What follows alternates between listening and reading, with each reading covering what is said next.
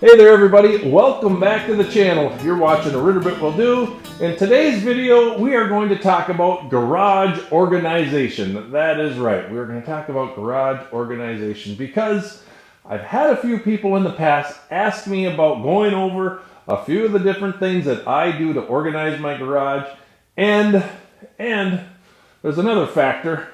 That table that you see over there is going to be no longer. We're going to make that disappear, but before I do that, I wanted to show it to you because I think it's a pretty good idea that you might find useful as well. So stick around.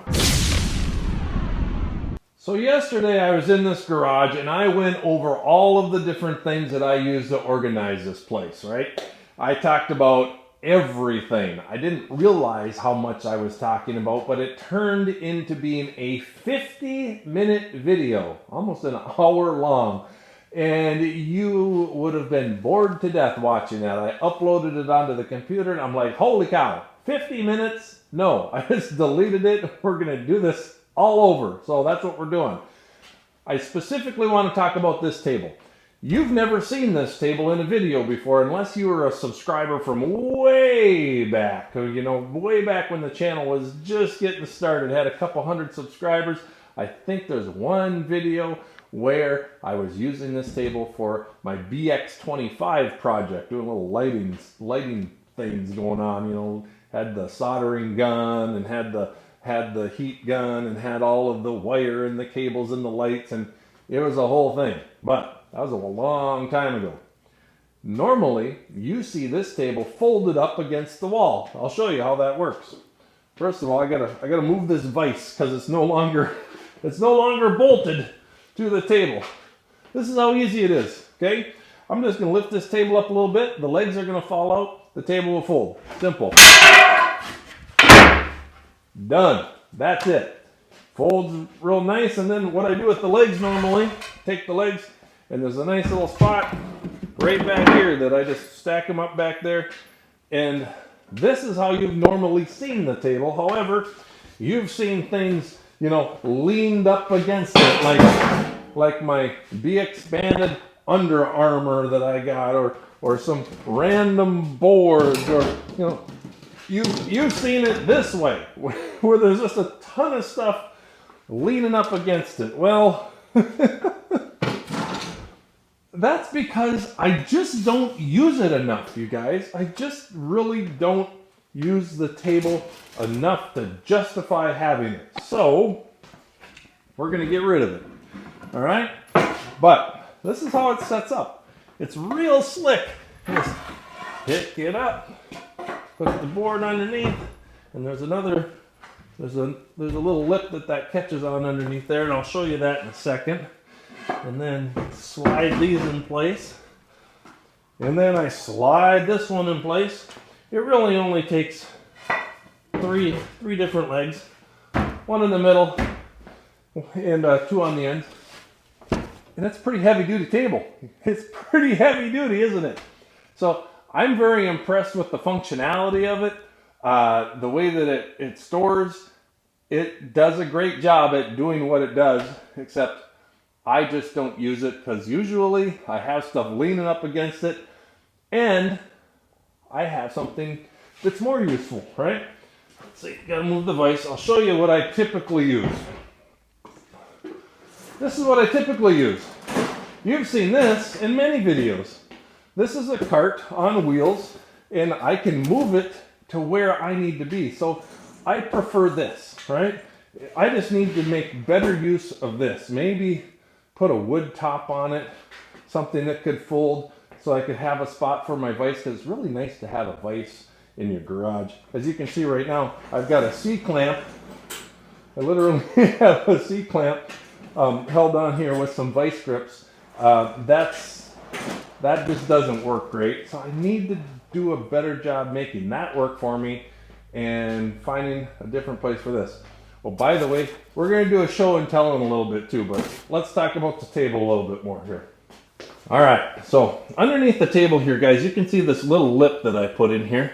And all of these legs just kind of, they just go right into it. Yeah, I've angled the legs so they fit in there nice and square like, right? And that's how it goes. It's just a real simple design. I can't remember where I first seen this design, but you guys have seen something similar to this in tiny homes and small spaces, and it works. One time I was doing a project here, and it required me to drill many holes, and I didn't realize how deep I was drilling. So the table has a lot of different holes in it. I did round the corners because at the time of building it, I had a little toddler running around, and I didn't want her to bonk her head on this because it's this perfect toddler height. So rounded those corners, and it's probably saved me a time or two from running into it. The vise used to be permanently mounted right here, and then when I put the table down, the vise would just go with it. But I need to find a better spot for that. Yeah, I need to mount it on here somehow, some way. That's the idea. But that's the table. Okay. Now, yesterday's video is 50 minutes, and that's because I was just yapping about everything. I showed you all of the organizational systems in the garage. I went over all of it, from the attic all the way down to the floor. It got to be too long. So today we're just focusing on the table, but I do have the show and tell in that box. So let's take a look at what's inside. All right, show and tell time here. This was a Christmas gift from my father-in-law, and to be honest with you, my father-in-law is kind of a nut, but we get along really well because I'm kind of a nut too. So this was my Christmas gift with a beautiful duct tape wrapping ribbon around it. Merry Christmas, ho ho ho. This, oofta, definitely a Minnesotan. This end up, in case, because it's fragile stuff inside, and a smiley face. So, what's inside? Well, it is the Apple iPhone. That's right. Before they came out with the iPhone, they had lots of different prototypes, right? A, B, C, D. Well, this was the iPhone before they finally came out with the iPhone. This prototype was developed by Red Green, right? Did you know that Red Green, that famous Canadian comedian, I said that right, that's a tongue twister. He developed this. This is the iPhone. So, got a mosquito chasing me around. Oh, man, I had him and they got away. Oh, did I get him? I'll get him next time. There he is. Oh, goodness sakes. He's a smart one. I think I stepped on him though. The Apple iPhone. Prototype developed by Red Green. Only one phone was actually made using the state-of-the-art circuit technology. This was the first and only phone made using duct tape as a conductive material to power this device. Unfortunately, duct tape turned into a poor choice as it tended to drain battery life like a drunken sailor. So, let me show you the iPhone.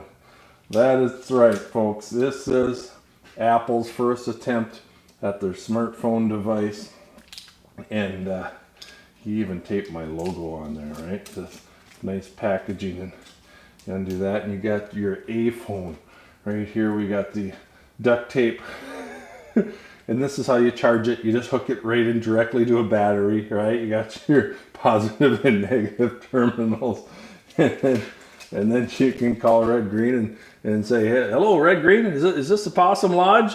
Is everyone doing all right? How's Harold and all of the gang? Yeah, okay, yep. If the women don't find you handsome, at least they'll find you handy, and keep your stick on the ice. And remember, I'm pulling for you. We're all in this together. You ever watch Red Green Show? I love the Red Green Show. Every episode, by the way, is on YouTube, commercial free. I think I've seen most of them, so you can look that up on YouTube. Anyway, that's my show and tell for you. Father-in-law, what a crazy guy. One thing that you have seen in almost all of my garage-based videos are all of these big storage bins that are always in the background, right? This is a heavy-duty shelf that I made. This was one of the first projects that I did here at the house. I think I did this before I even built the deck. And the reason was because my wife and I are both teachers. In the first few years of our career in this school district that we're in right now, the district had a tendency to move new teachers, right? If you weren't tenured and you hadn't established yourself in a particular building for a long time, you would move frequently. And that's what happened to my wife. The first 3 or 4 years, she was in a different building every year. So she would have to bring all of her supplies home, all of her teaching supplies.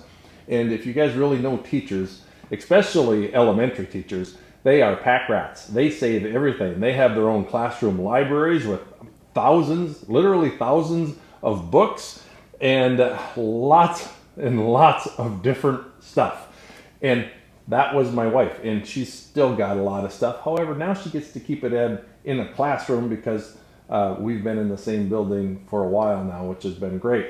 But we needed a spot for all of her stuff, right? So that's why I built this shelf, and I'll show you a little closer here. This shelf is just a 2x4, but it's actually two 2x4s sandwiched together, and they're glued and screwed together very well, and it is a heavy-duty, it's a heavy-duty 2x4 beam, really. It really is.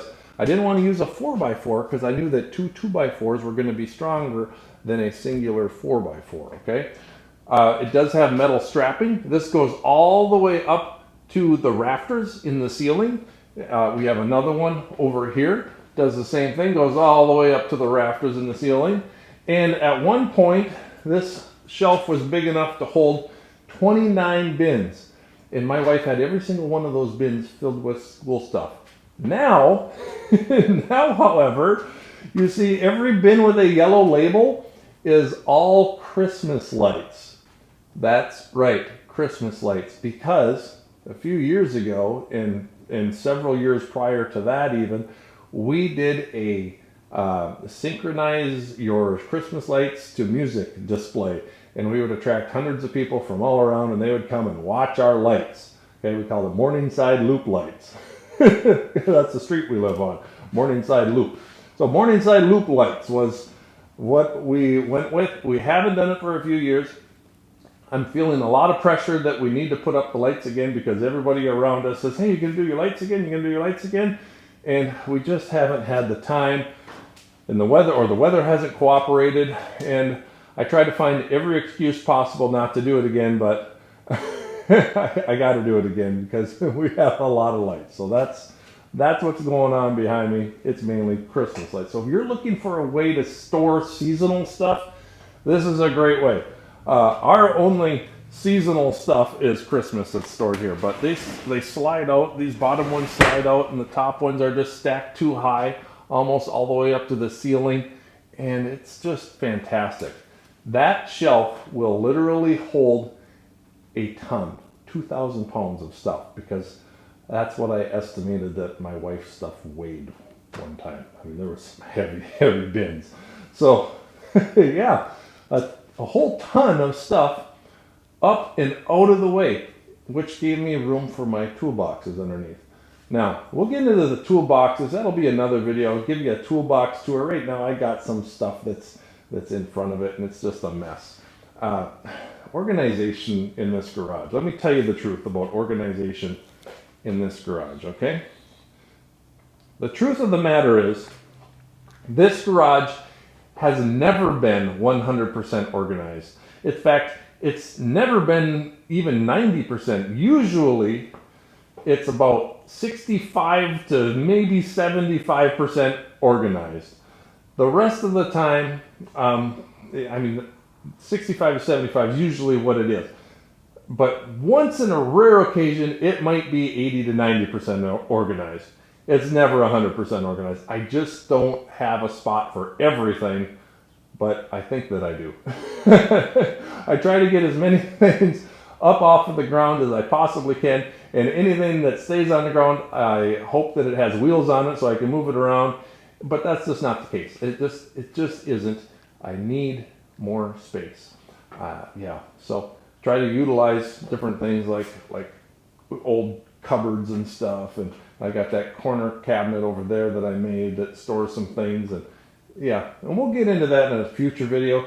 I don't want to make this one too long. I just wanted to show you how that table works, show you that shelf over there, And I had to show you the Apple iPhone, right?